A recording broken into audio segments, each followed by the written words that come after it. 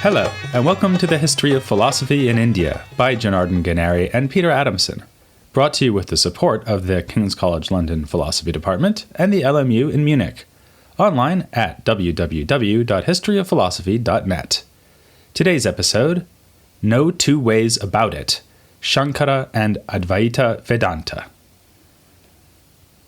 Some philosophers want to leave the world pretty much as they find it. They seek a deeper understanding of reality as it seems to be, putting their trust in everyday experience. Other philosophers want to overturn common sense. They believe that reality is actually very different from the way it may seem. These two approaches are often ascribed to the ancient Greek thinkers Aristotle and Plato, but the contrast could be applied with at least as much accuracy to the ancient Indian thinkers Śaṅkara and Sankara, who were authoritative commentators of Purva Mimamsa and Vedanta. On the face of it, the two commentators belong to a single tradition, devoted to the interpretation of the earlier and later parts of the Veda. But Śaṅkara and the Mimamsakas who followed him were implacable defenders of common sense. For them, the world is as we see it and has always been so. Sankara couldn't agree less.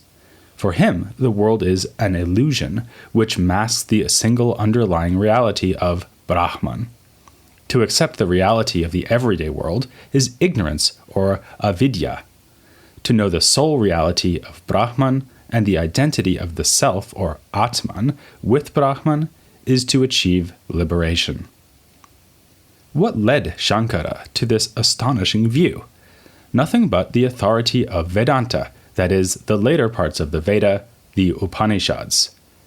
As Śaṅkara never tires of insisting, his doctrine is stated quite clearly in numerous Upanishadic passages.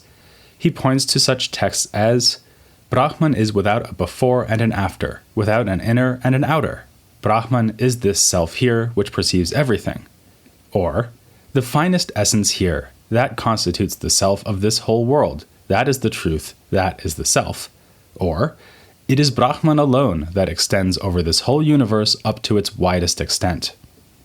Of course, other thinkers committed to the authority of the Vedas were well aware of these passages, but it was Śaṅkara who put them at the heart of his understanding of Vedanta. Before him and after him, other Vedantins accepted that Brahman is the true, single source of all things, yet also that the world we see around us is real. For them, everyday reality emerges as a modification of Brahman, which has taken on the forms of the things we see around us.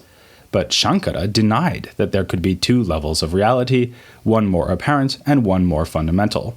Brahman is not two, it is single and supreme, unchanging and ineffable.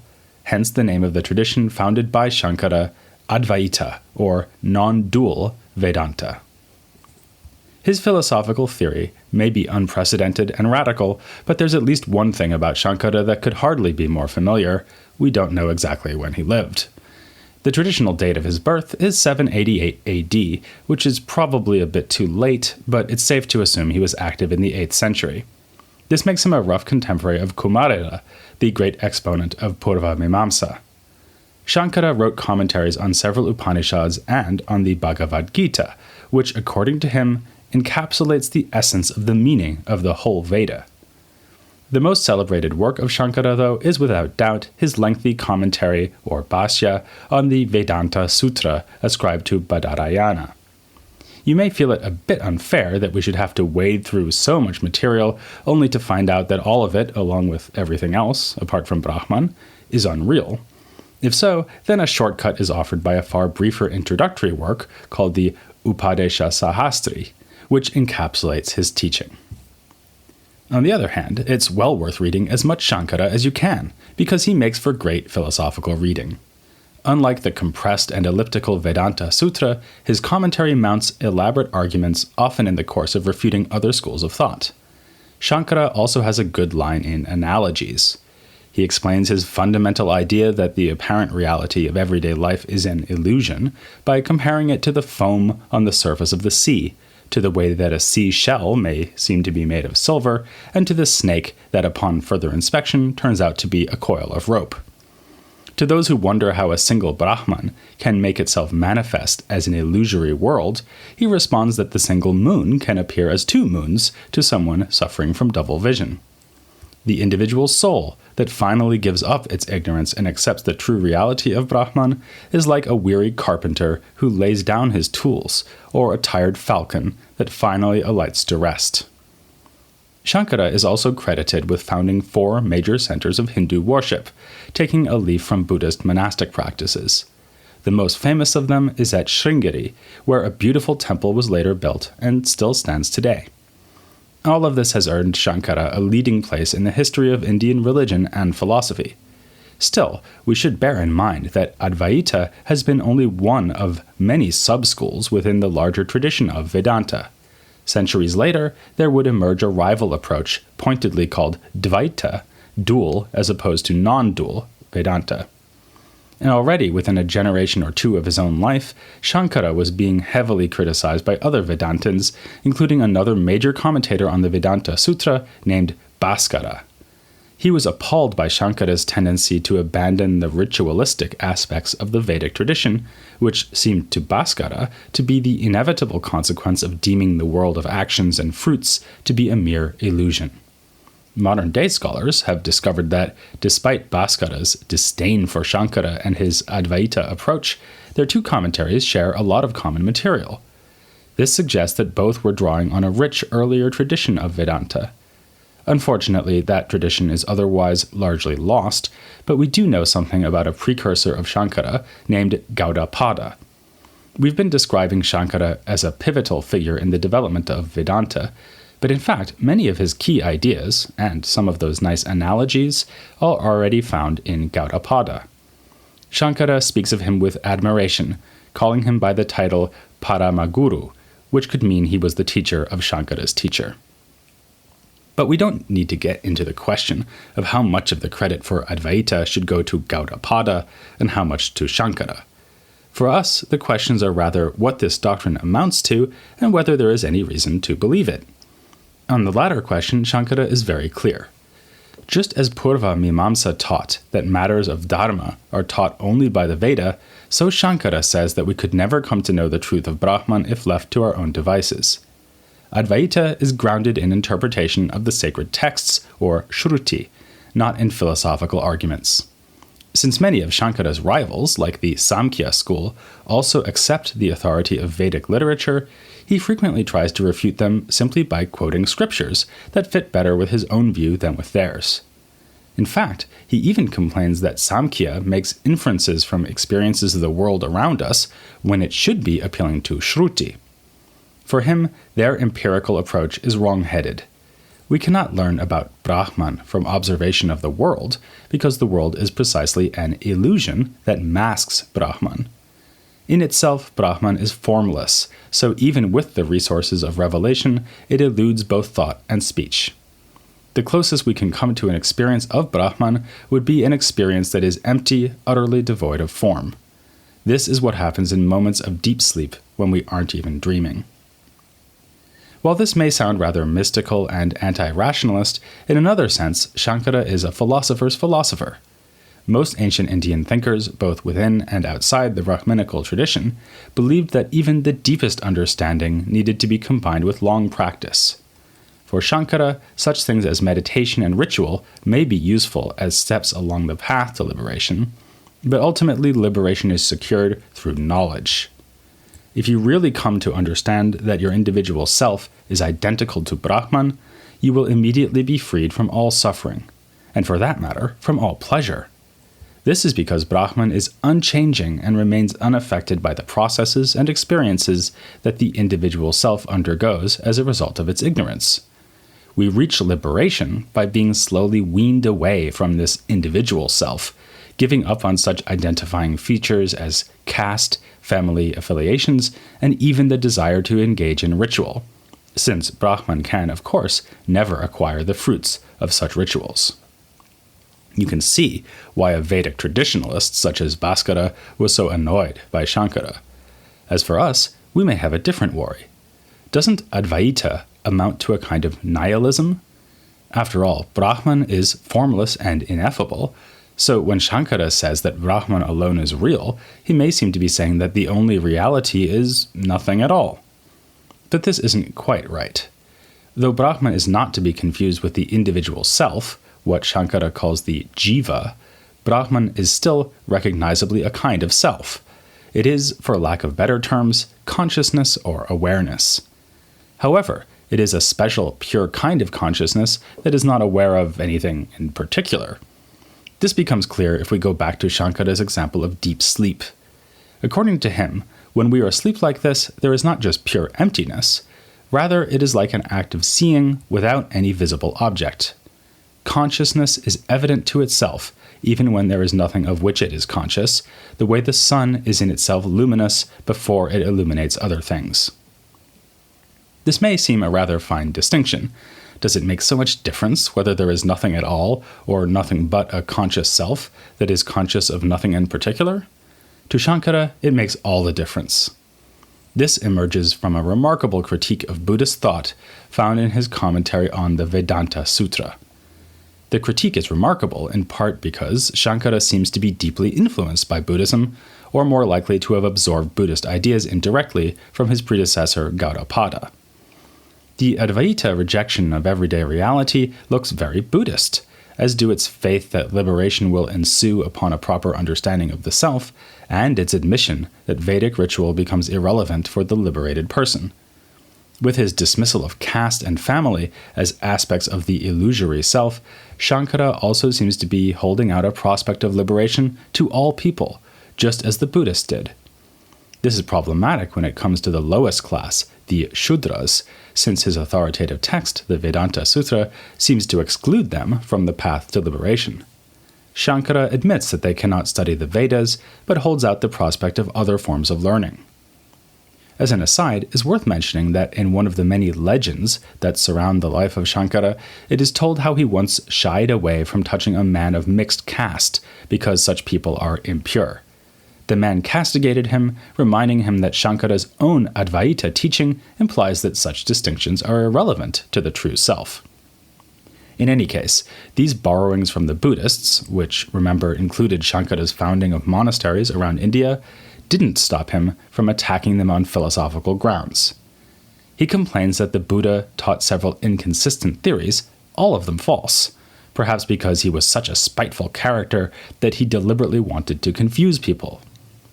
This breathtakingly rude remark suggests that Śaṅkara felt no sympathy for the Buddhist tradition and that he didn't realize, or didn't care, that the supposedly inconsistent teachings he was attacking were in fact put forward by different rival strands within Buddhism.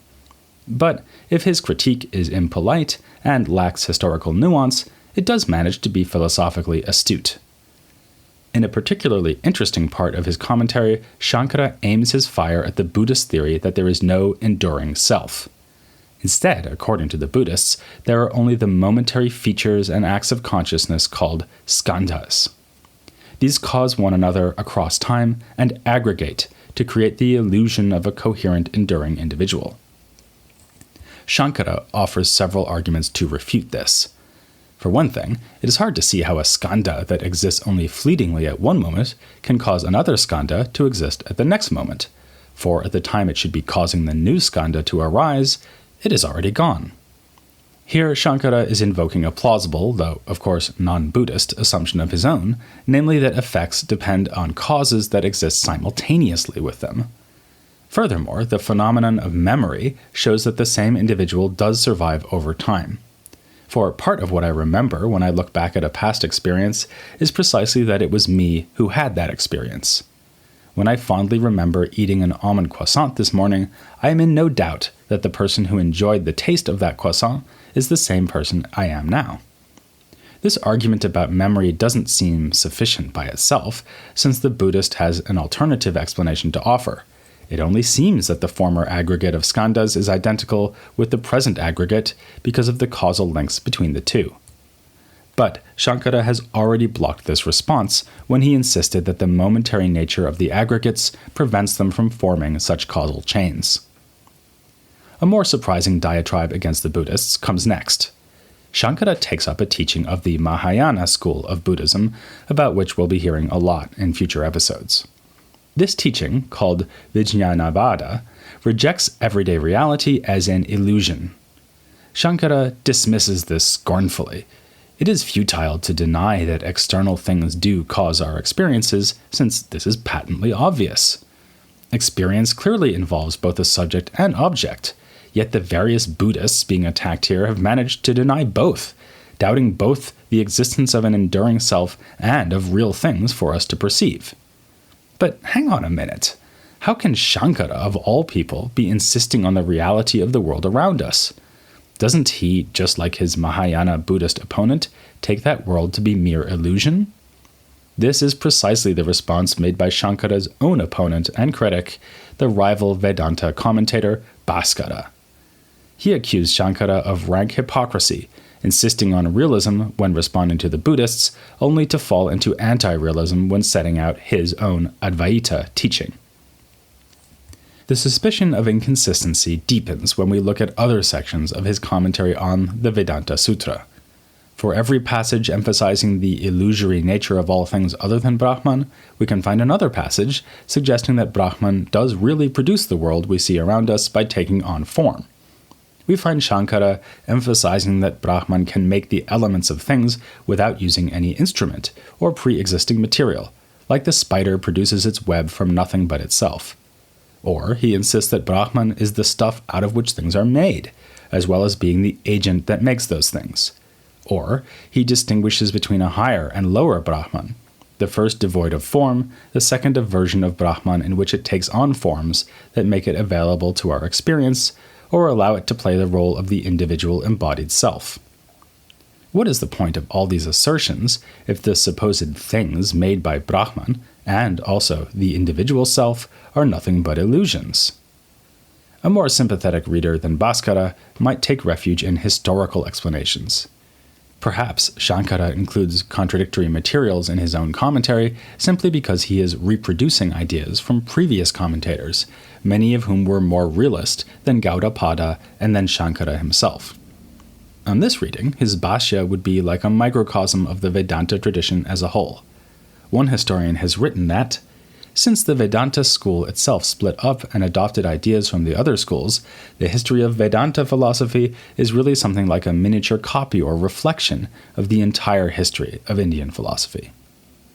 But is Śaṅkara really so thoughtless as to compile disparate materials like this, without even thinking to be consistent? That would be pretty disappointing, especially since it's in this same section that he insults the Buddha for putting forth inconsistent teachings. So let's consider other possibilities. Some scholars believe that Śaṅkara's own ideas developed throughout his career, moving away from the radical teaching of Gaudapada and towards a more realist understanding of things. But a really satisfying solution needs to extract a philosophically defensible position from the commentary, and this is by no means impossible. Remember that for Śaṅkara, we cannot just reason our way to the unique reality of Brahman. This is a truth found only in Shruti, a sacred literature that is rejected by the Buddhists.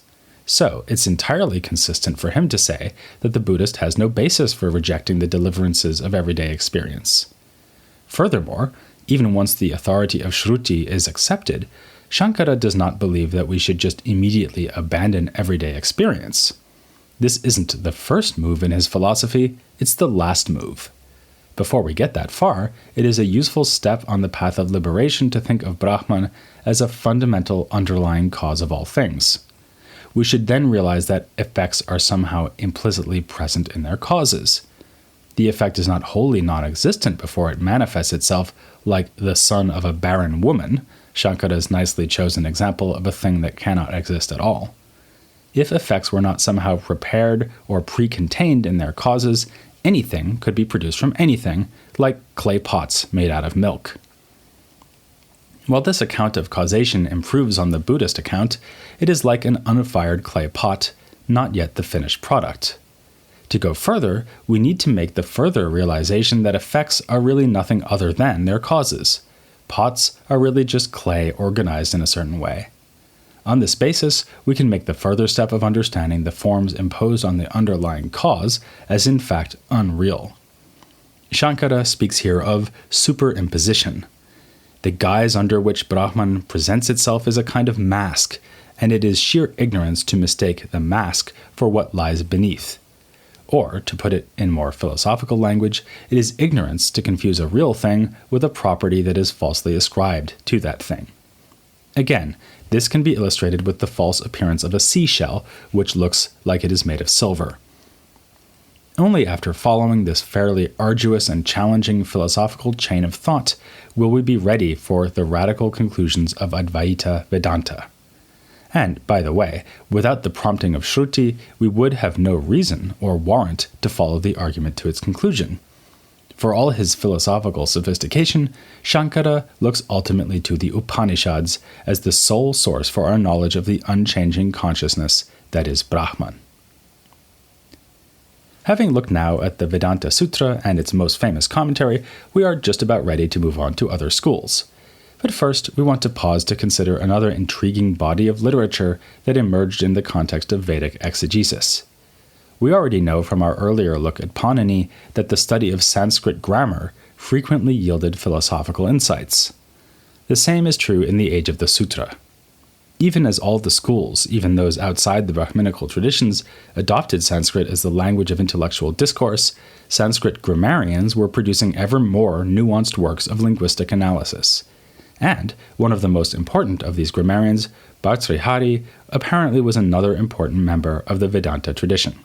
So, join us next time and bring an apple for the teacher, because we'll be going to grammar school here on The History of Philosophy in India.